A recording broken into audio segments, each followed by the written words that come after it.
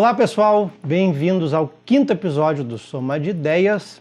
Antes da gente começar, curte o canal, dá o joinha, ajude no Apoia-se, que tá aqui embaixo. E hoje a gente vai falar, no primeiro bloco, do lado escuro da lua, que é rock progressivo. Tá contigo, Abel. O Chad nem se apresentou hoje, então só lembrando, ele é o Mas André é que mas é que o programa é sobre rock progressivo. Se a gente não confundir a memória, não é rock progressivo. Ah, boa. Foi um truque mnemônico. Você tem que ficar ligado no programa. A gente vai corrigir agora. Eu sou o André Scheid. Eu sou o Henrique Abel, até prova em contrário. Eu sou Paulo Daniel, o seu ator de novela mexicana. Senhor spoiler. Agora volta contigo, ó. Então, hoje o tema é rock progressivo, né? Há muito a ser dito sobre esse estilo, por alguns cultuado, por outros detestado, esse subgênero do rock. Eu gosto bastante de rock progressivo. Concilio bem aquela ideia de que é possível tu gostar ao mesmo tempo de punk rock ou daquela cena dos anos 80, da New Wave ali. Que é originado do rock progressivo, né? E também curtir as bandas lá do final dos anos 60 e dos anos 70 do rock progressivo. Não são necessariamente posturas e coisas excludentes. Dá para curtir ambas. Agora, claro, né? A gente tem que reconhecer que o rock progressivo, por um lado, representou um auge do potencial do rock, por um lado, e por outro, talvez alguns excessos ali que justamente vieram a desembocar aquilo que a gente poderia chamar de uma resposta crítica do punk rock. E aí tem uma coisa curiosa, né? O nosso primeiro bloco vai ser a metade da duração de uma música do Yes.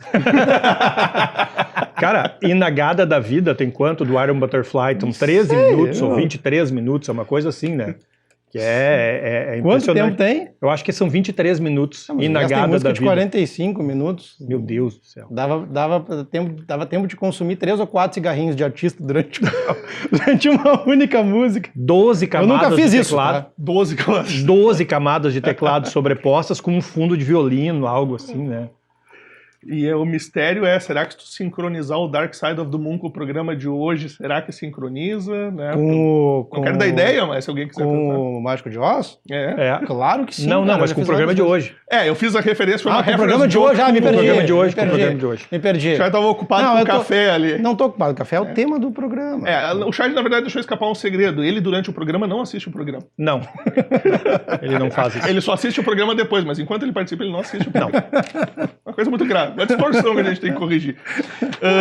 Claro, eu fui aí atrás, né, para fazer uma lista assim, dos meus álbuns favoritos. A gente nem sempre pensa nessas coisas, né, assim, de quais são os meus álbuns favoritos e tal estilo. Então hoje eu resolvi fazer uma listinha aqui, depois eu vou compartilhar com vocês. E aproveitei também para, né, puxar um pouco aí, lembrar algumas coisas que às vezes a gente esquece. Quais são as origens do rock progressivo? Afinal, onde começou tudo isso? Alguns vão dizer que, como muitas coisas no rock e na música em geral, a gente pode encontrar ali um proto-progressivo, né, as origens de um progressivo já em alguns trabalhos dos Beatles. Né? O Sgt. Peppers, óbvio. O Sgt. Peppers e o Pet Sounds do Beach Boys. Do Beach Boys. Né, que são dois álbuns, respectivamente, de 66 e 67, onde já tem uma origem. A mesma observação... O Pet Sounds é uma resposta dos Beach Boys ao Sgt. Peppers? Sim. Né? Então, eu me recordo que uma ressalva muito parecida é feita em relação ao próprio heavy metal. Alguns dizem, né, que o embrião do heavy metal, um proto-heavy metal, já estava presente em alguns sons dos Beatles. Sim, então, aqui também acontece isso, mas não existe assim um consenso, pelo menos até onde eu pude verificar, um consenso absoluto sobre qual teria sido o primeiro álbum, né, pronto, definitivo do rock progressivo. Muitas pessoas vão dizer que é o primeiro álbum do King Crimson, o In the Court of the Crimson King, de 69, que embora ele antes já haviam álbuns com elementos de progressivo, mas esse é o primeiro exemplar perfeito e acabado de rock progressivo. Poderia dizer assim, não, esse é um progressivo completo já, tem tudo ali, já em 69. Né? Eu sei que tem algumas pessoas que discordam. Por exemplo, meu pai é um grande fã de rock progressivo, muito mais do que eu. Ele entende muito mais de progressivo do que eu. Eu tenho alguns outros estilos que eu gosto mais. Por exemplo, ele não é muito do punk rock, eu adoro. Eu gosto muito daquela chamada New Wave of British Heavy Metal, o heavy metal de segunda geração britânico, adoro. Ele não é muito, ele gosta mais da Real Santíssima Trindade, Black Sabbath, Purple e Led Zeppelin, que eu cultuo também, obviamente. Ele é da tese, até a última vez que eu conversei com ele sobre o assunto, já faz algum tempo, que o primeiro álbum, que pode dizer assim, de progressivo, é de uma banda chamada The Nice, de 68, um ano antes do In the Court of the Crimson King. Cara, estudioso do assunto, mas... O velho Nunca ouvi falar da banda. O velho tá há 65 anos ouvindo progressivo. E ele diz que é esse álbum, o primeiro do The Nice, que é o The Thoughts of Emerlis Devjak. Esse seria o primeiro álbum de progressivo. E pior que eu fui dar uma pesquisada, esse álbum realmente é considerado um álbum de rock progressivo e ele precede o álbum primeiro do King Crimson em um ano. Então é uma boa tese. Sabe que eu já vi os caras colocando Pink Floyd em lista de rock progressivo e aquilo eu acho uma heresia de um tamanho, assim, cara, porque Pink Floyd não se rotula. Pink Floyd é Pink Floyd. É Pink Floyd. Tu vai ter influência do Pink Floyd no rock progressivo, mas o Pink Floyd não se enquadra, não se Pink coloca... Floyd é uma entidade, né? É uma entidade. Não põe numa caixinha, não tem como botar numa caixinha uma banda dessa. Verdade. É difícil. Vocês querem morrer de inveja de uma coisa? Eu acho que uma coisa similar poderia ser dito do Rush, por exemplo. Eu fui fazer a minha lista. Eu nunca fui muito fã de Rush. Eu fui fazer a minha... mentira, né, cara? Eu achei que ele tava querendo apanhar aqui na saída. Eu fiquei pensando claro que é mentira, assim, né, cara? O cara, né? Pois já tava ficando clima chato aqui, né? Ele aliviou logo. Não, que é mentira. Quebrar a nossa audiência e despencar, né? Como assim? O que o cara tá fazendo aqui não é fã de Rush? Eu fui fazer a minha lista e eu acabei incluindo um dos meus álbuns, não digo que é o meu álbum favorito do Rush, mas é um dos favoritos nessa lista, que é o Roll the Bones. Só que eu tenho que reconhecer que daí a minha lista tem uma contradição, porque embora o Rush possa ser definido, né, em termos gerais, como uma banda de rock progressivo, esse Roll the Bones de 1991, ele tem muito pouco ou nada de progressivo. Já é o Rush flertando ali com outros estilos. Né? A partir dos anos 80 e principalmente no começo dos 90 já não dá mais tu pega músicas específicas do Rush, tipo Xanadu, né, que tem ali toda vamos dizer assim, o estereótipo do rock progressivo, que são essas coisas, camadas de instrumentos sobrepostos. Só pra registrar, eu vi o Rush. Aqui em Porto Alegre. Eu também. Tu já tá de saída, né? Vamos conversar aqui. Cara, vocês duas vezes. Só um de nós três não viu o Rush. Cara, eu vi o Roger 3 vezes e o David Gilmour. E o Rush. Cara, o David Gilmour e o Roger Waters. A gente tava junto no último show, O David Gilmour eu não vi. Ele veio aqui pra Porto Alegre em 2015. Tu vê como é, 2015, né? O cara, eu passei a vida toda no Brasil. Aí ele tava lá na Inglaterra. Aí o cara vai passar, o desgraçado vai passar um semestre na Inglaterra. O David Gilmour vai pra onde? Pra Porto Alegre. Vou te contar. Eu acho que é perseguição. Sabe? Deve ser. Aquela velha piada do pão de pobre que sempre cai com a margarina virada pro chão. Então eu perdi.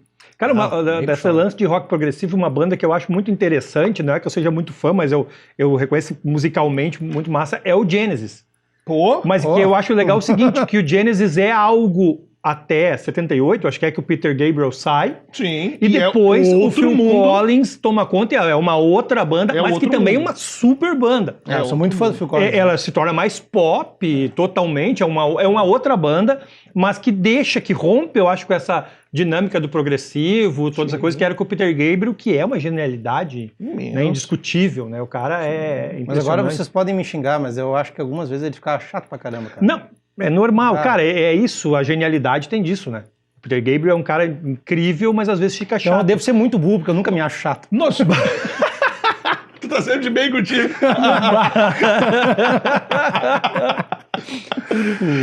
Autoestima da porra. Ei, quase deu um catástrofe pra pé agora.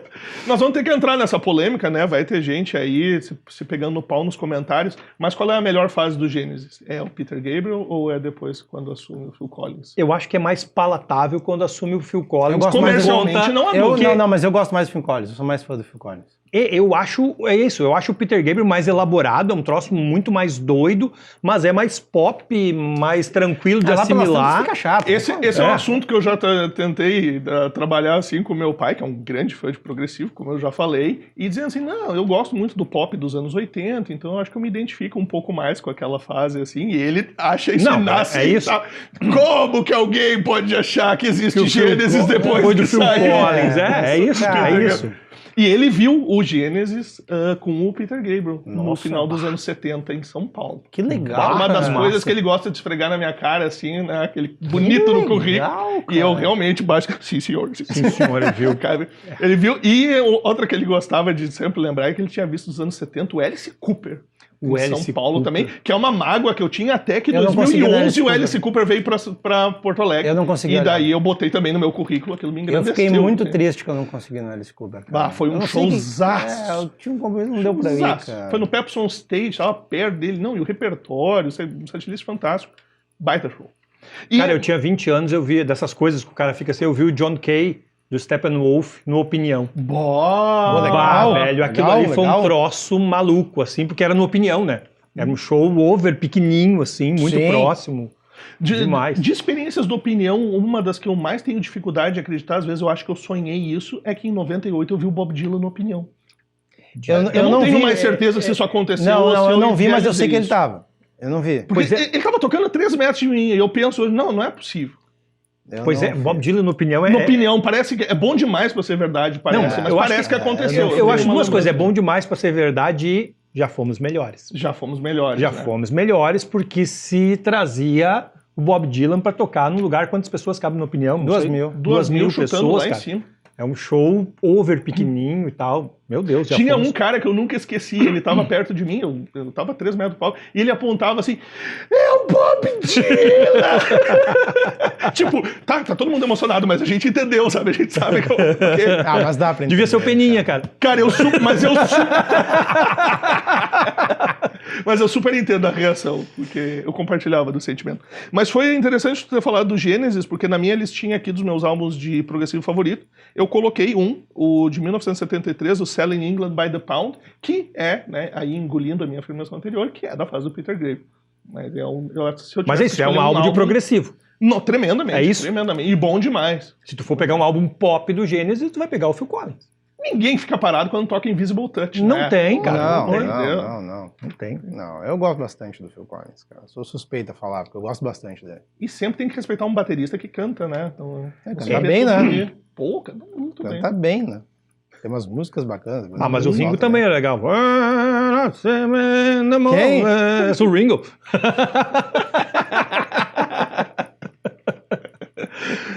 Cara. E aí, seguimos a lista aí. O que mais eu coloquei aqui? Eu vou contar uma história, tem uma história escabrosa envolvendo o progressivo na minha vida que eu não gosto de compartilhar em público, mas em nome da nossa objetividade e transparência com o nosso público, eu concordei em contar ela, mas vai ficar pro segundo bloco. Só pra dar um ar de mistério. Assim. Eu não vou entregar essa rapadura feita ao fato, não. É o show da Rosana que ele viu. Como uma deusa. Tu foi dançar como uma deusa na frente do palco, né? Aquela música original é da Celine Dion, né, cara? Que é tão péssima quanto a regravação, né? É uma coisa terrível. Eu não lembrava disso. Sim, Celine Dion gravou. Eu não me lembro o nome da música, mas é terrível. Mas seguindo a listinha aqui, tem 2 álbuns de uma banda que eu gosto demais do gênero, que é o Emerson Lake and Palmer. Que é acima de qualquer suspeita, né? Não é todos os álbuns da discografia dos caras que são bons, assim. Se eu não me engano, o último álbum de estúdio é o Love Beach, já quase chegando nos anos 80, 78 ali. Ali eles já estavam meio entrando naquilo que seria um proto-pop dos anos 70, assim, uma coisa mais comercial, já não é a mesma coisa.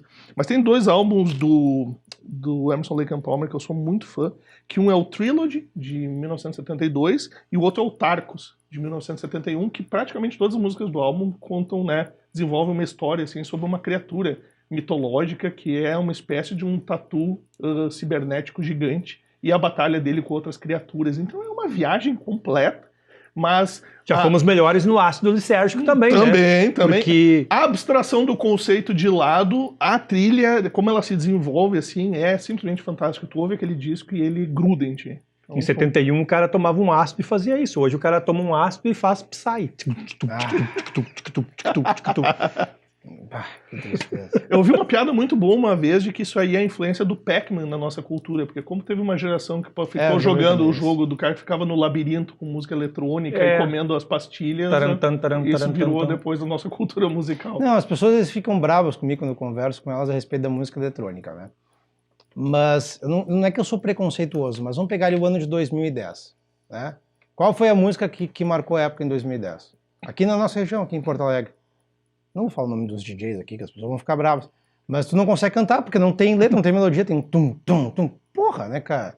Então, às vezes, falta o elemento música ali, né? Uma bateção. Então, porra, não dá.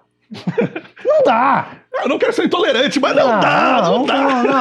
Não, mas eu tô intolerante porque eu tô contaminado das últimas notícias aí do país aí. Então eu tô meio intolerante, eu reconheço isso. Cara, das maiores ignorâncias que eu tenho na minha vida é em relação da música eletrônica, a história do Alok, por exemplo. Até um ano atrás, eu achava que Alok, A-L-O-K, era aquela gíria gay a louca. Cara, eu juro pra vocês que eu achava que era a louca, cara. tipo, Eu juro que eu achava que era marca de óculos, cara. Cara, Até sério, eu saber que existia a louca. um DJ, a Loki. Aí quando tu via, a louca fez tal coisa, Eu pensava, só podia ser, doida, né? Maria. Perigosa. Mas, cara, eu acho legal o trabalho dos caras assim, de ser animador, assim. Eles são animadores, né? É isso. Não, o cara Eu tem acho muito legal. talento no que ele Eu faz. acho legal. muito. Aqui no Sul tem um monte de cara bom que faz isso também. O cara é muito bom no Sabe? que faz. Agora, aqueles caras que enfiavam a cabeça dentro de um computador, assim, ali no final, há Década 10 de anos 90. atrás aqui, né, cara, com um cigarro enfiado na cara, assim, um Red Bull na outra fazendo assim, não. Não me atocha. Não. É que teve uma época que qualquer um que tinha um notebook achava que... credo, sou DJ. credo. Não, tu é um cara que comprou um notebook. Não é tão exclusivo assim, Não, né? tem um monte de DJ bom. Esses caras não são. Quem DJ. herdou esse lance aí do computador, o cara fez, foi o funk, né, cara? Ah, por sinal, eu quero mandar um abraço pro Lúcio HC, um amigo que é DJ, é um grande DJ. Só Tudo pra bem. registrar Mas aqui. só pra dizer, quem me herdou toda essa coisa do computador e de ficar ali, quem herdou essa parafernália eletrônica foi o funk. Eu tenho ex-alunos nas periferias aí, um beijo pro MC Robinho da NH, né? Funkeiro lá de Novo Hamburgo, lá da Santo Afonso, que é isso, cara, é meia dúzia de piá lá do fundão da Santo Afonso, que é um bairro de periferia ali em Novo Hamburgo, que tem um notebook, baixa os programas e fazem o som deles, né? Cara, Mas eu acho legal esse movimento. Que em termos de filosofia é uma coisa super punk. Punk, Aquela coisa claro, do it yourself, né? É Total. totalmente Eu admiro punk. muito esse tipo de coisa. É Aquela coisa totalmente de, punk. Vamos fazer alguma coisa, vamos extravasar a Mas ninguém tá criatividade. gostando, todo mundo diz que a gente não sabe tocar. É isso. Mas não eles, era exatamente o que mas dizia eles no não funk. se vendem como se soubessem diziam tocar do- ou se fossem grandes músicos. Não, eles estão vendem a pra se atitude divertir. deles. Eles E é estão ali isso pra aí. se divertir e pra É isso tocar. aí. Quantas Isso é bandas respeitável. clássicas não teriam feito nada se fossem se render a esse argumento Exatamente. no início, né? Sim. Mas, Atualista. seguindo a listinha, claro, né? Não dá A pra deixar de lista de jogar pra Abel. torcida, né? Não tem como deixar de fora o Dark Side of the Moon. É uma obra-prima, gente. É uma entidade, né? É uma entidade. Acho que a gente nem precisa ficar falando muito nele, porque... Se tu botar os melhores álbuns de rock, vai estar o Dark Sim, Side of the o Dark Moon. Side of the Não Moon, tem, não. ele é maior do que o próprio rótulo do rock progressivo. Eu tenho uma história boa do Dark Side of the Moon, cara, porque eu assisti o Roger Waters em 2002 ou 2001, não me lembro mais, aqui no Olímpico. No né? Olímpico, eu tava na turnê lá. do In The Flash. E ele tocou todo o Dark Side no show. Cara, eu fiquei chorando o disco inteiro, cara. O disco inteiro, né? Que show fantástico do Roger Waters naquela turnê in The Flash. E tem Por sinal que eu incorporei também a história da música do Brand Major, né? Porque eu tava naquele estado. Essa turnê rendeu um álbum. Tinha uma coisa na minha cabeça que não era eu. Que não era eu. Aquela turnê rendeu um álbum homônimo, é In The Flash, até onde eu tô lembrando, Sim. que é o registro daquela Sim, turnê. sim. Fantástico, é imperdível. Eu acho a melhor turnê do Roger Waters. Eu acho que é bem provável. É melhor que o The Wall dos anos 80. Claro que sempre vai ter alguma polêmica numa afirmação dessa, dado quem nós estamos falando, né? Porque o cara tem uma história monstra, mas essa seria a candidata a melhor turnê da história do Waters. É incrível. Não, E isso que eu vi um show maravilhoso dele em 2012, aqui em Porto Alegre, se eu não me engano, que foi no Beira Rio, que é o do o Wall. Wall que ele fez de novo. Foi fantástico, Sim, foi sim. de tu curtir assim, de joelhos. Mas mesmo assim, é que o The Wall também, né? Aquele álbum assim, que também é outra entidade. E né, a É sai outra história, disso. entidade, é isso, não tem como fugir Tu sabe que disso. cara, vai ficar feio que eu vou dizer assim, mas eu esperava mais desse show porque eu tava acostumado de assistir o outro na TV, aquele o antigo, e tinha várias participações, né? O clássico da queda do muro de Da queda Berlim. do Exato. muro lá Não, e tal. aquele é imbatível, né? E aí Você tu que chega teve a naquela Sinead perspectiva. O'Connor. Sim, tem uma Cyndi é. Lauper. Isso, E fantástico aí tu aquele show. pega assim, tem aquela referência e vê o show assim, tu fica meio, né? E eu tinha a referência dele do In The Flash, cara, que, né, é o melhor show dos incrível. três que eu vi dele, é o melhor, né? Sim. Não tem, aquele show foi fora do comum, Foi né, cara? fora de A série. parte que eu me lembro, pelo menos. O resto não era eu. Era o clone.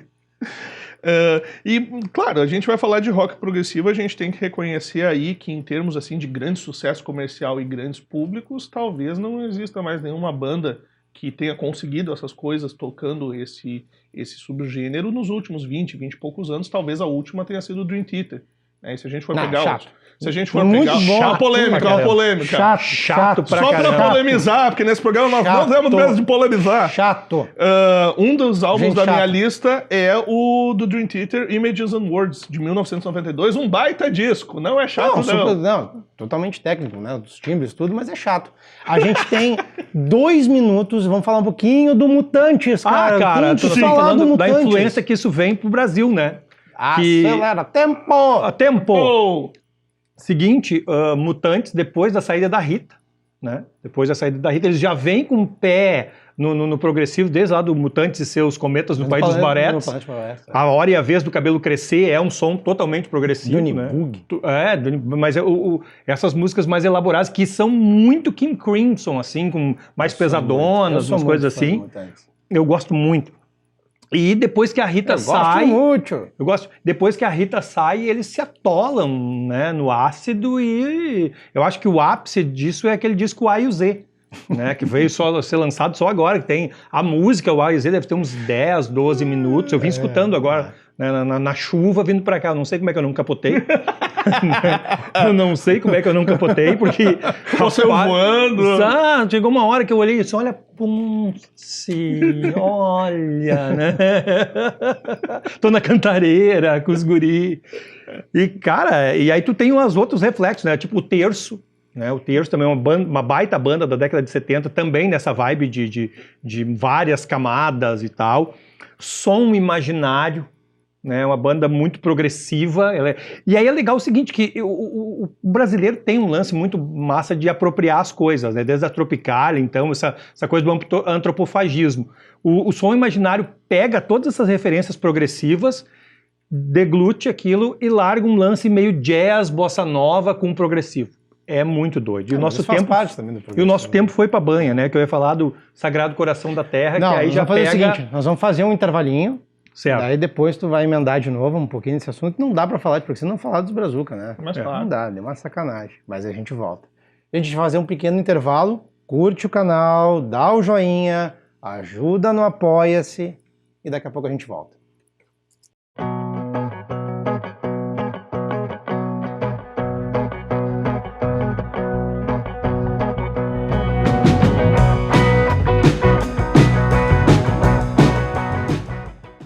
Olá pessoal, estamos de volta com o segundo bloco agora do Soma de Ideias. Curte o canal, dá o joinha, ajude no Apoia-se aqui, deixa o comentário também. Tá? E agora a gente vai falar do Pum de Palhaço, que caiu, né? E a situação da cultura no Brasil e dos artistas em consequência disso. Mas antes Dani, tu tem 2 minutos. Tudo isso? 2 minutos para falar do bloco anterior do Rock Brazuca. Tá, o que eu estava falando antes do lance do Som Imaginário, que é um dos ícones desse rock progressivo.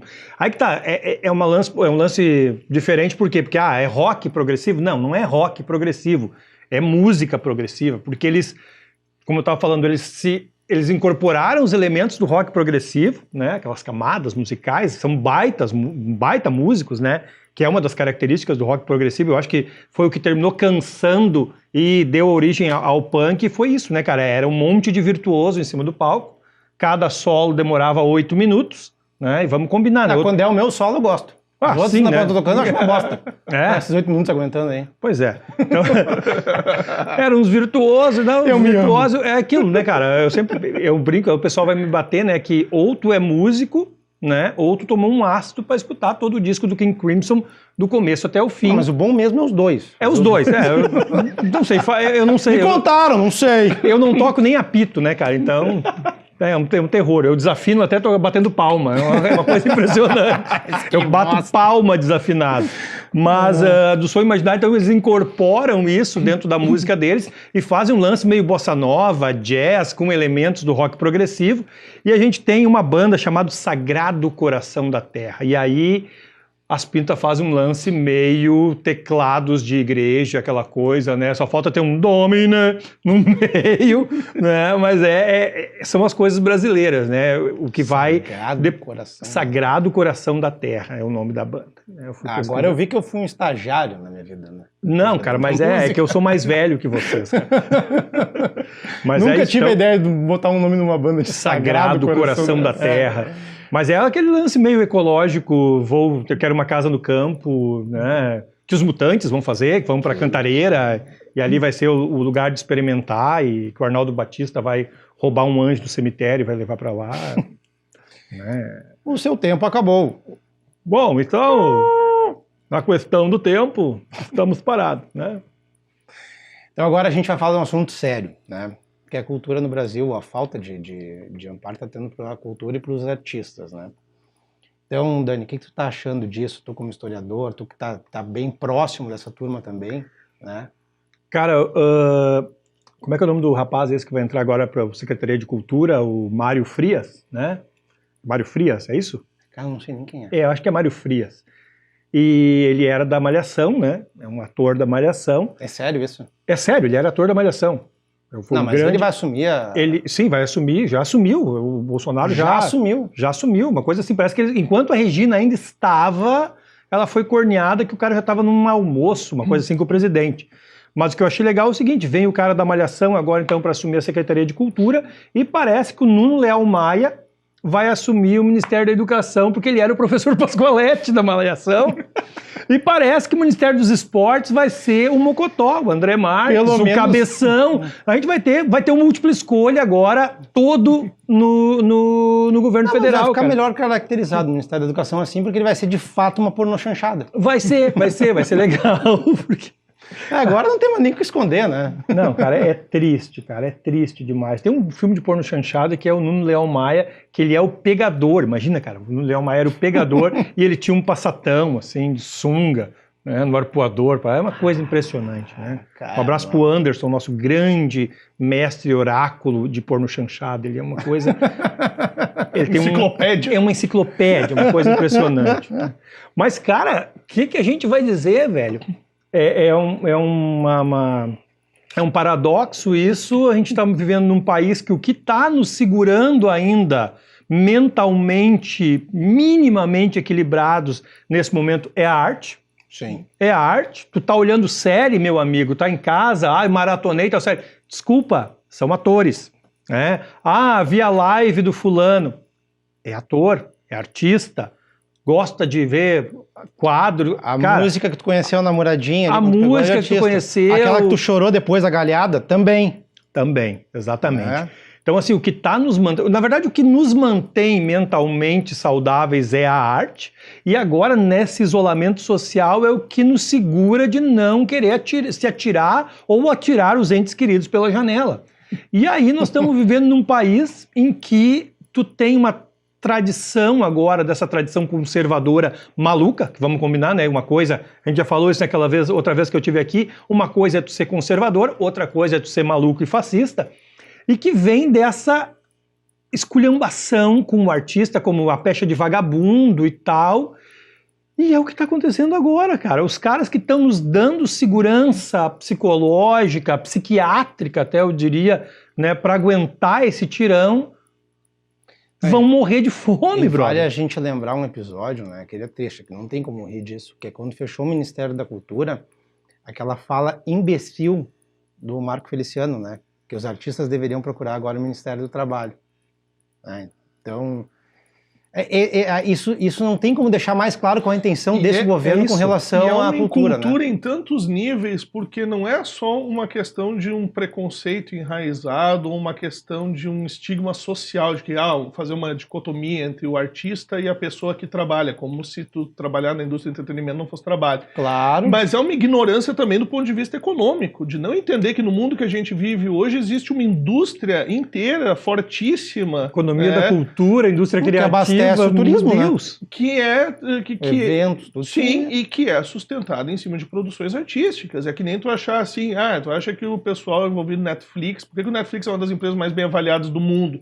né, em ter quanto vale um Netflix e todos os investimentos, e a Disney, por que é um dos grandes conglomerados do mundo, quanto tem ali. Então tu fazer essa distinção, não, produção cultural é uma coisa que só dá gasto e que não gera retorno, e os outros trabalhos são os trabalhos que geram riqueza na sociedade. A burrice disso, porque a cultura ela não é só um bem em si, o produto cultural ele tem um valor econômico agregado enorme.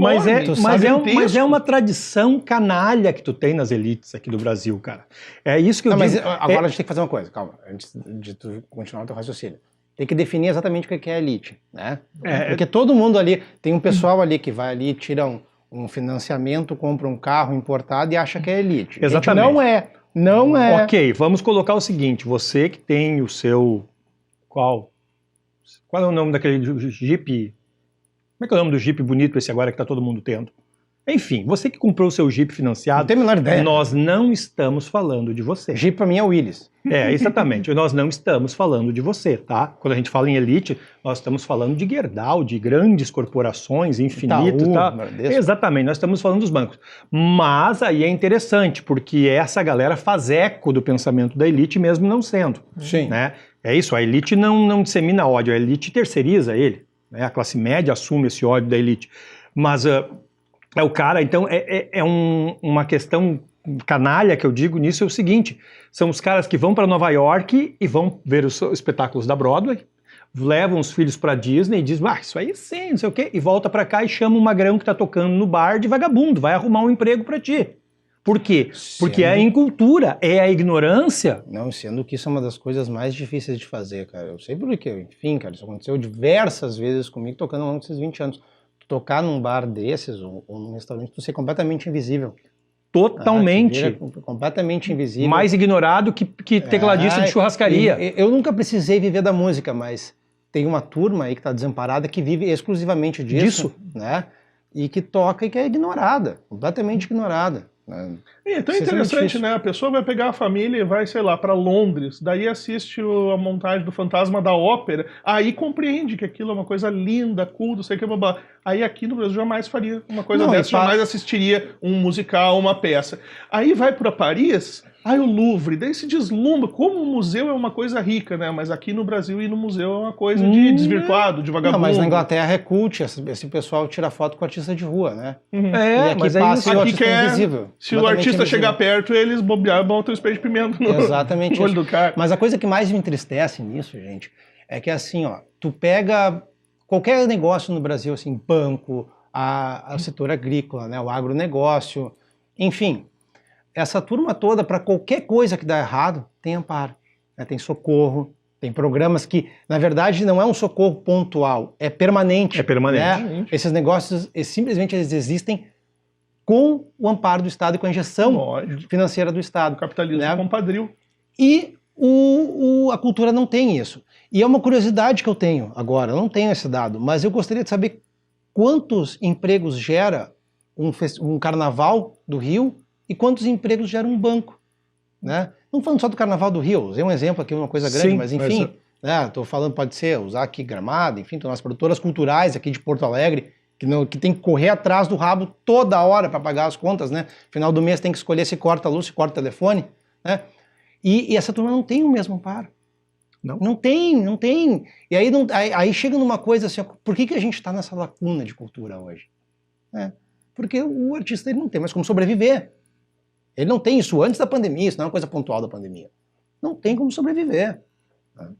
E daí a pessoa vê um filme sul-coreano arrasando em Hollywood, ganhando de lavada todos os principais prêmios e deixando a academia de ponta cabeça, leve, que coisa legal, que trabalho lindo desses coreanos que investem em educação e cultura, não sei o quê. E daí quando tu sugere, timidamente, que a gente faça um pouquinho, né, vamos fazer 20% aqui do que se fez nas últimas décadas nesse sentido na Coreia do Sul, aí tu vai ser rotulado de qualquer bobagem, do tipo comunista.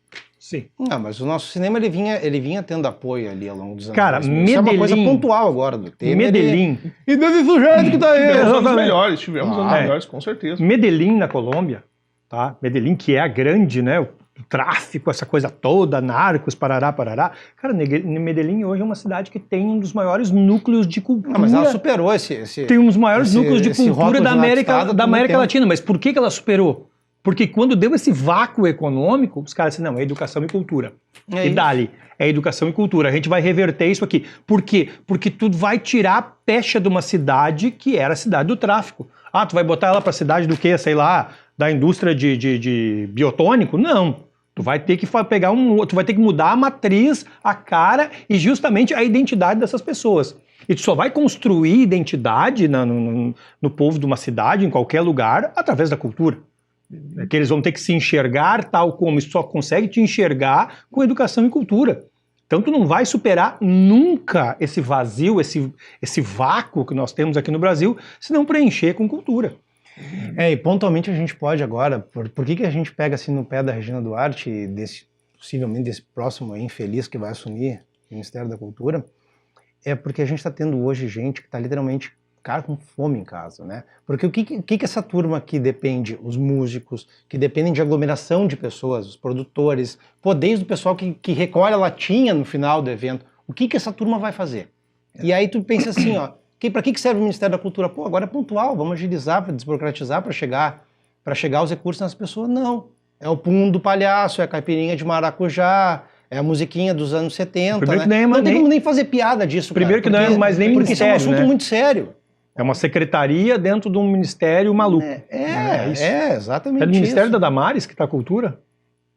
Não, eu não tenho a menor ideia. Eu não lembro a Damares agora. É mais maluca que qualquer um dos progressivos que nós estávamos falando aqui antes. Para. Não, é a pessoa mais louca que tem, aquilo ali é louca de cara, né? A Damares nem o cara do Focus lá do Ocus Pocus lá. O que hoje parece o velho da Quaker supera ela, né, cara? Eu tenho medo do velho da Quaker.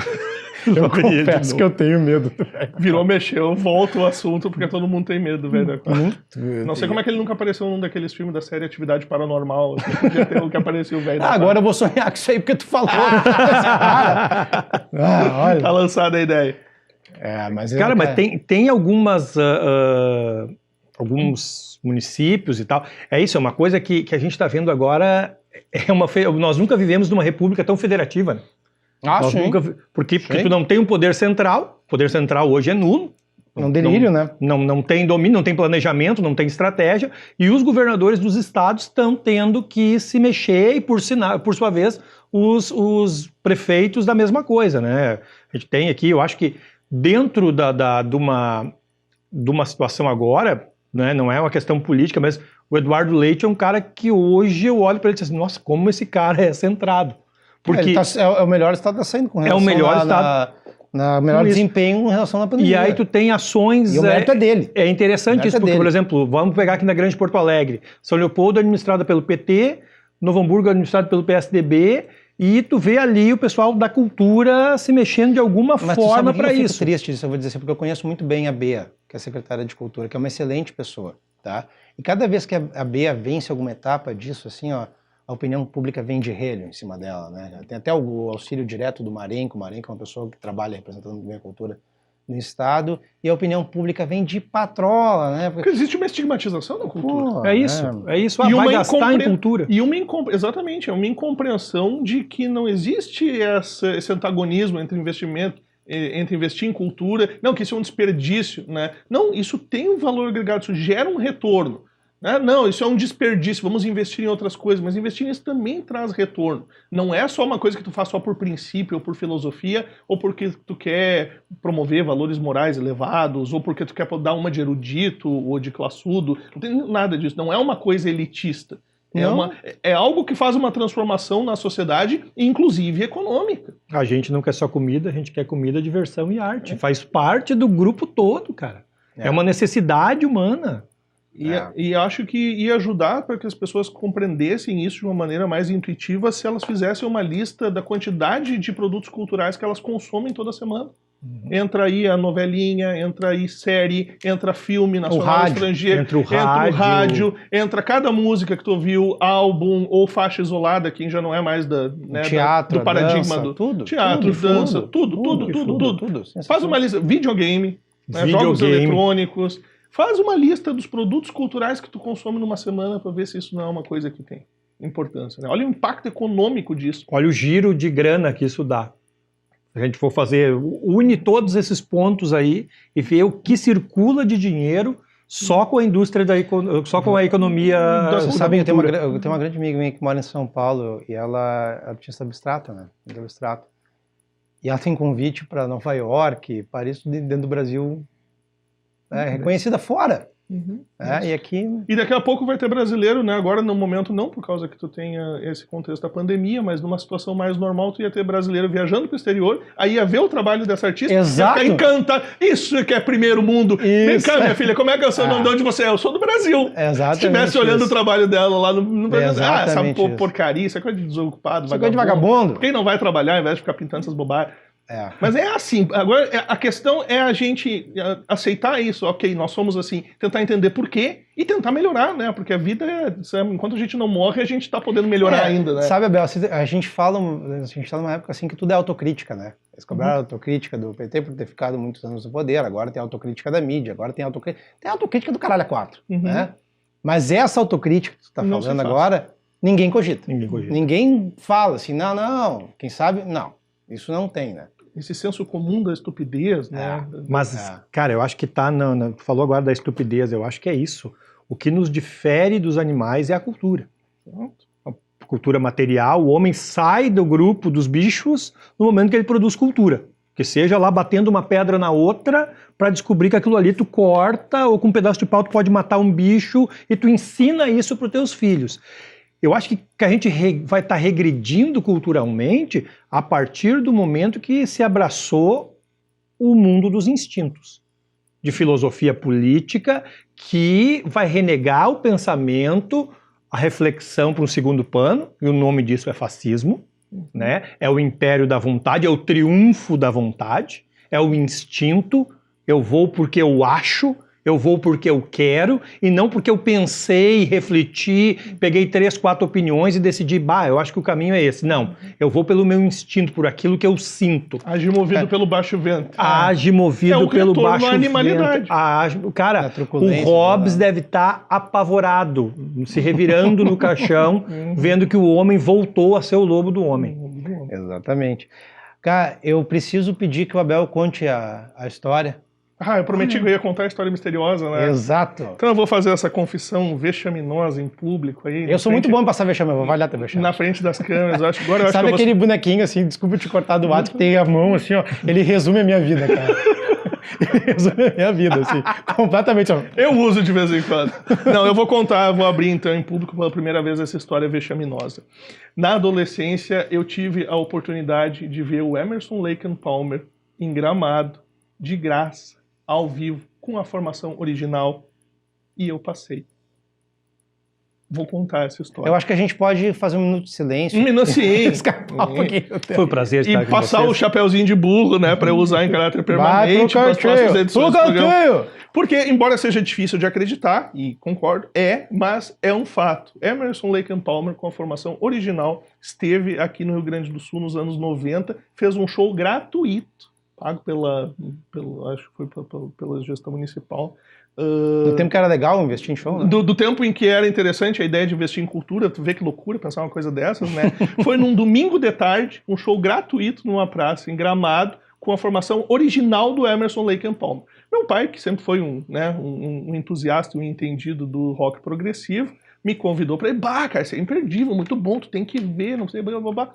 E eu nunca tinha ouvido falar de Emerson Lake and Palmer na vida, dá para entender, eu tinha uns 14, 15 anos, era a definição do piá de merda, né? E achei que era uma boa oportunidade para passar a tarde em casa, com a casa só para mim, jogando videogame, e troquei a oportunidade de ter essa distinção no currículo musical, de ter visto Emerson Lake and Palmer ao vivo com a formação original, e deixei passar essa oportunidade. E até hoje, com toda a justiça, eu sou alvo de bullying do meu pai, com toda a justiça.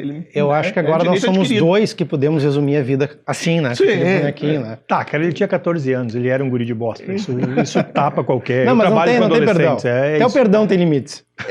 Olha, é uma mácula que eu carrego no meu currículo, né? Mas, enfim, era menor aí, né? Inimputável. Gente, nós estamos chegando aqui no fim.